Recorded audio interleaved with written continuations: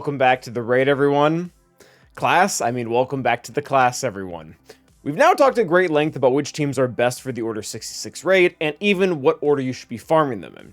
What we haven't talked about is the fact that there are 38 Zetas you can apply for the raid, and not all of them are great. So that's exactly what we're going to be doing in today's video. We're going to be ranking all of the raid Zetas from best to worst. This is, of course, not going to be taking into account anything they do outside of the raid. So this doesn't necessarily mean if we call a Zeta bad that you shouldn't apply it.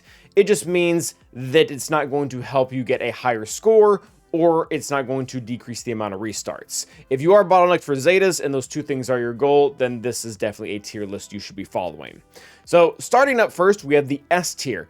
And what really embodies the S tier is the fact that if you apply these Zetas, you will immediately see a transformation, not only in the character, but also in the squad. Some of these are going to make a team that would typically get a 0 go all the way up to maxing out their respective level. The first one is going to be Omegas, and it really showcases this well. There is some recovery here at the very beginning of the Zeta, but what's really important is the fact that stealth Bad Batch allies cannot be critically hit. The reason why this is so important is because when the enemy clone troopers crit any of your characters, they're going to be reducing the execute counter of Lord Vader. So when they go to use an AoE, instead of getting, say, 5 stacks of execute off of Lord Vader, they're only going to be getting 1 because Wrecker will be the only one sitting outside of stealth, making this a huge game changer for the Bad Batch and will help you actually be able to put some points on the board. Next up is going to be Depa Billaba, a character that I know not much about, as you can see from mine being gear 11. I did, however, hop on a call with Scribe, and he was able to help explain the fact that her dispel on buffs on enemies at the very beginning of the battle is really important for immediately taking out both Fox and Oppo, which at the end of the day is pretty much 95% of the raid. If you can get past that, you can get past most of it, and making sure that they don't have all their buffs in the very beginning is really important for that, which is why she's going to land this high up on the tier list. Next up is going to be Batcher, and I won't lie, when I originally looked at Batchers, I was not very impressed. It looked like it did some okay things and then some kind of irrelevant things, and I was just totally wrong. It says Batcher's damage can't be evaded, which is nice, and she ignores stealth and taunt. There's no taunt, so that part's kind of irrelevant, but there is a fair amount of stealth on the disguised clone troopers, and in addition to that, there's currently a bug where certain characters are not staying in stealth as they should, so this might actually even get better as time goes on. But what's really good now, and will continue to be really good, is the fact that when a Bad Batch ally is inflicted with Captive, Batcher has 50% offense and 50 speed. The reason why this is so important and so high up on our list is because at the higher levels for Bad Batch, Wrecker is going to be put into Captive almost immediately, which is actually really ideal for Batcher because that's going to up her offense and speed to allow her to be able to take out Fox and Oppo, which again is kind of the whole point of the raid. So by applying that, you're giving one of your best attackers even more damage and even more opportunities to give offense to everyone else, landing all 3 of those at the S tier. Moving up to the second layer of S tier, which is at the same level, we have Tarkin's unique ability, which pretty much just unlocks the majority of his kit for him, with the fact that it's going to give him a ton of potency. In addition to all that potency, he is also going to be getting some recovery. The reason why this is important is because really the whole of his kit is based around how potent or how much potency he has. He even gains potency up on his special ability. He applies all these debuffs. He gets bonuses for when he applies the debuffs. He uses ultimate power, and it takes a percentage of his potency and uses that also as damage. So it just gives him exactly what he wants, which is really great for both the solo runs as well as the runs with other clone troopers. Hondo Ohnaka is going to land himself in the S tier 2, which is quite profitable for him. While overall he's not doing amazing things at the higher tiers, or really anything at the higher tiers, he is maxing out at 300k on the lowest tier. And one of the most important things for him to do at the lowest tier is to immediately put Fox into Captive. I once was testing out what would happen if we didn't start with Captive with Hondo, and it was awful, because not only was Fox able to do things that we didn't want him to do, but we weren't really able to gain our stacks of ransom, so we weren't able to dodge and avoid the critical hits, and the 0 tier that I was on, they just killed Relic 7 Hondo, and it was awful. So definitely be applying that one. We'll talk about the unique here in a second. Next up is going to be Scorch. Again, I was talking to Scribe about how good this was, and I pretty much read one line of text and he already told me that I absolutely have to have it, and it all comes down to the fact that whenever an enemy dispels taunt from SWGOH, which they will do, they're inflicted with Order 66 for 2 turns, which can't be dispelled or resisted. I originally was thinking this might not be very good because when I was reading the beginning text, I saw that there had to be no enemy Galactic Legends on the other side, but that really only applies to the 2 stacks of locked dots. And by the way, Lord Vader totally does count as a Galactic Legend in the raid. You can actually test it out with this Zeta to see if those locked dots apply. They do in fact not. In addition to that, he also gives more potency to Tarkin. We already talked about that, why that was really important. He also assists. This just does a lot of things, but ultimately, all of them are going to be really important. Next up is going to be Jocasta Nu, the last character we have for the S tier, and it is going to be specifically on her Jedi Archivist Zeta. Now, I might be overvaluing this a little bit because I never knew what it was like to not have it, but it just seems massively important. It makes her immune to protection disruption, which that doesn't really matter, but it is going to be reducing her cooldown of Does Not Exist, which is how she gets her gun, by 1 every single time her allies use a special ability. So that speeds that up significantly, and then in addition to that, whenever she or an enemy gains Foresight, she dispels it and she gains Deflective Ward. I remember seeing this when her kit first came out and thinking, that doesn't actually look that good. You're trading a guaranteed no damage for a guaranteed 1 damage.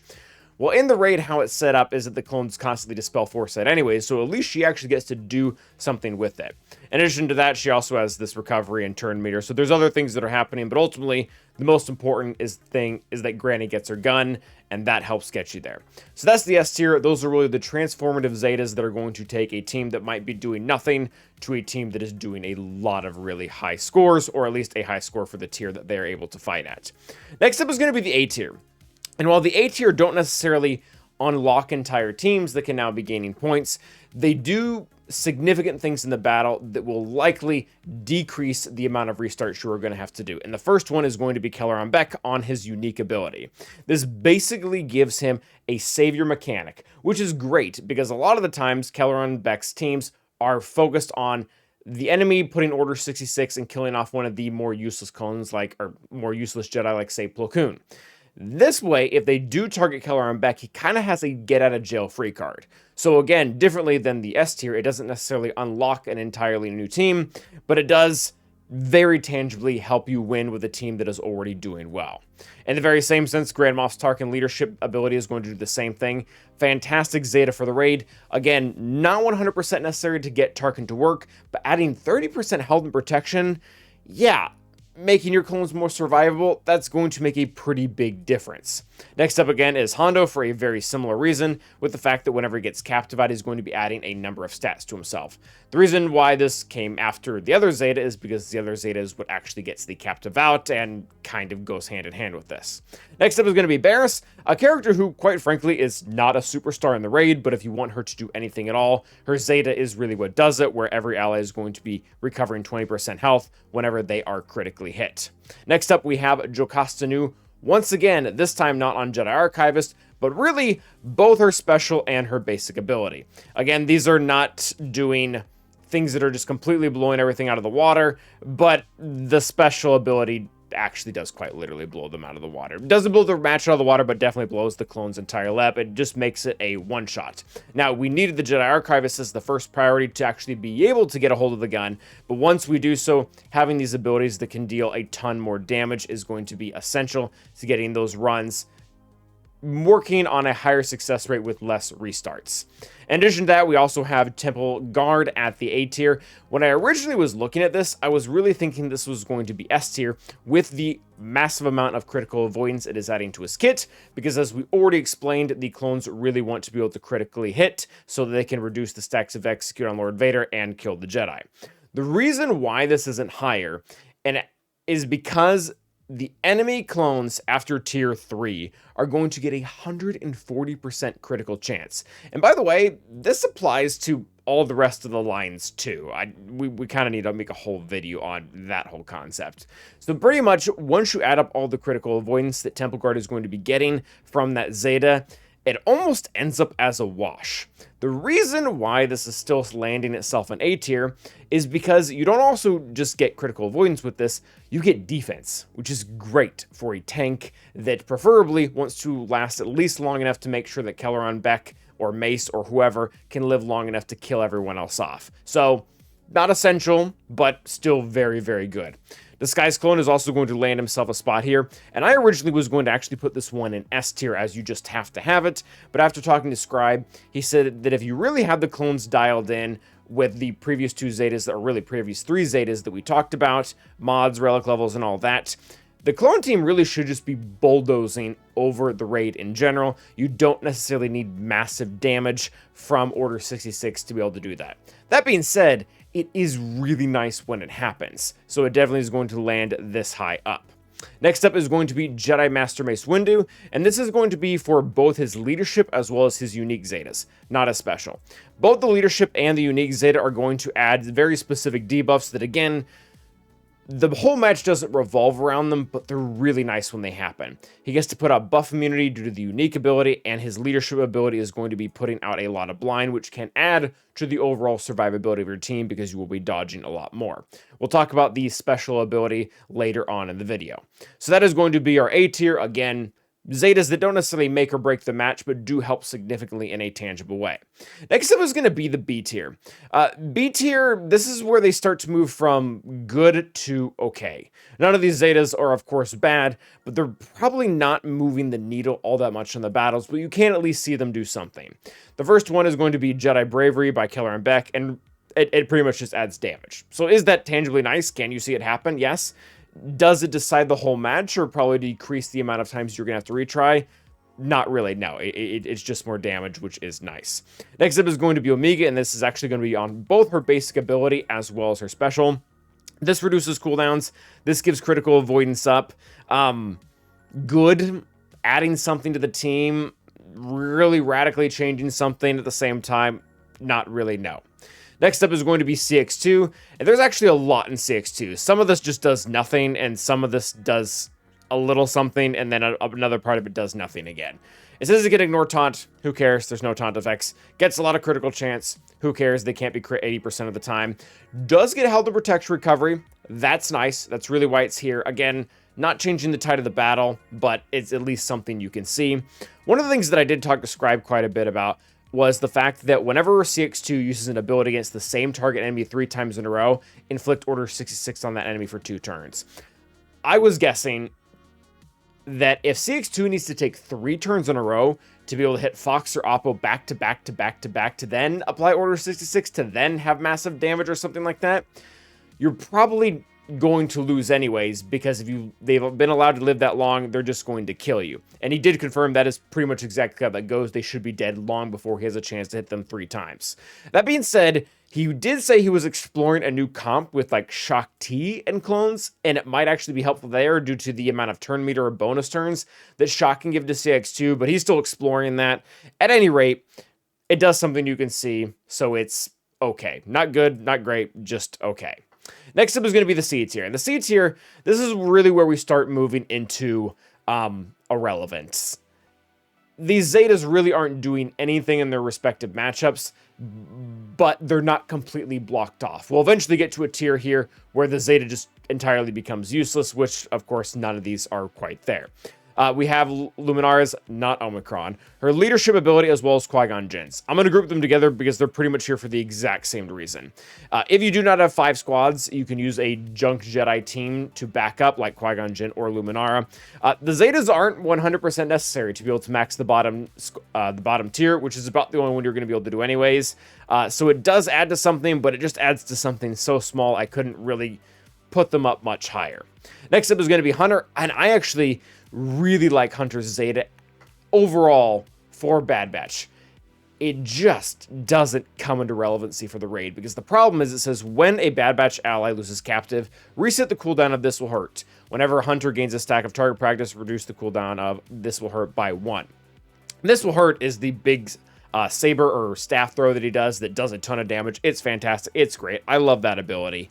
The reason why the Zeta isn't going to be that good is because if you have to wait for a character to become captive and then to lose captive to be able to reset this cooldown, the battle's already gone on long too much. You should have killed Fox and Oppo by then, and by then you don't actually even need to be able to throw the staff. So that is going to be landing Hunter in the C tier. Next up, we see our good friend Mace again, this time for a special ability.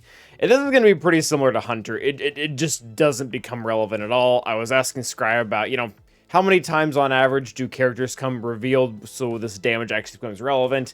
And he said they never become revealed. So I guess if a ton of things go right that are weird and then a ton of things go wrong that are weird, it actually might happen and become useful. But overall, it's going to land itself in the C tier. Next up is going to be D, and these are not exactly useless, but they pretty much borderline it. It's going to be Nest Zeta that adds Health Steal and Taunt Ignore to her kit. You don't need Taunt Ignore, that there are no taunts, and the Health Steal also just really isn't all that tangible. She can pretty much only max out the bottom tier, the tier 0, and you can just hide behind the protection shell and then beat everyone up with that. You don't need to actually heal. Next up is going to be actually both of Wreckers. They both kind of revolve around the fact that he has an AoE, and the problem with the AoE is it doesn't do a whole lot of damage to actually kill, and the reason why that's not good is because if everyone counters, he's not stealthed. So they will actually be critting him and just really lowering the stacks of execute on Lord Vader, meaning you are going to have a much harder time actually keeping the Jedi from dying. So both the Zetas, just again, kind of irrelevant. Now we have finally worked our way down to the F tier. And the F tier, these aren't bad. They're just completely useless. So I guess that does constitute as bad. First up is going to be Crosshairs. When we look at his, it's in my head. If there are no Galactic Legends, instantly turned off. This now does nothing. Even if it did, attacks, ignore, protection, also nothing. Just move on with your life. Next up is Ayla, and this one actually makes me really sad. This doesn't apply to the whole unique, but the fact that they did put a no Galactic Legend counter clause in here does mean that this entire Zeta also just entirely turns off. I'm not even going to read what it does because it doesn't matter. The way Lord Vader is coded is that this doesn't come up. You can test it to see if the effects happen. They don't. Just completely dead. Next up is CX2, where we start to again see a very similar effect, where it says that at the start of the battle, if Oppo is an Empire ally, it can ignore taunt effects. Also useless, there's no taunts. Enemies with Order 66 and its defeat. If all allies gain dramatic entrance at the start of the encounter, all allies gain dramatic entrance for 2 turns whenever an enemy is defeated. Dramatic entrance is a buff that you only get if Lord Vader can be on your team, which he can't be. So again, this is just entirely useless. It does nothing. Sana, it's on her leadership. Currently doing absolutely nothing. In fact, I don't think Sana's doing anything at all. And even if she does end up doing something later, it will very likely actually be on a pirate squad under someone else's leadership rather than using her own. So again, useless. Next up is Oppo's. His 2 different Zetas, they both require Lord Vader to be on the team. So if he's not on the team, they do literally nothing. So yeah, all 5 of those characters and all their respective Zetas that we talked about, just doing absolutely nothing in the raid, just with the current parameters that it was given. Disguised Clone Trooper and Shock T are actually worse than nothing. They actually actively do something bad, which is crazy. And that is the fact that Clever Ruse as well as heightened reflexes are going to give retribution. The reason why giving retribution is bad is because for whatever reason, CG felt it necessary to put in one of the very first modifiers that Darkside clone allies also dispel retribution at the start of their turn. So at first it would seem like, oh, it's just useless. It's like the five other ones you just talked about. No, whenever Foresight or Retribution is dispelled, that enemy is exposed for 2 turns, which can't be resisted. So not only do you not get anything out of this, you actually get more damage because your characters are now exposed. So yeah, if you already have those Zetas, like myself, I guess it's fine. It doesn't really ruin the runs, but at the same time, if you're bottlenecked for Zetas and you're trying to figure out which ones to apply, maybe applying the ones that don't actively put exposes on your team and then do nothing else. Yeah, that's probably the route we want to go. So that is going to be our video. Also, I realized my face was frozen for about half this, so apologies for that, but it's also 2 a.m., so I will not be re-recording this. Thank you guys for watching, and as always, stay awesome.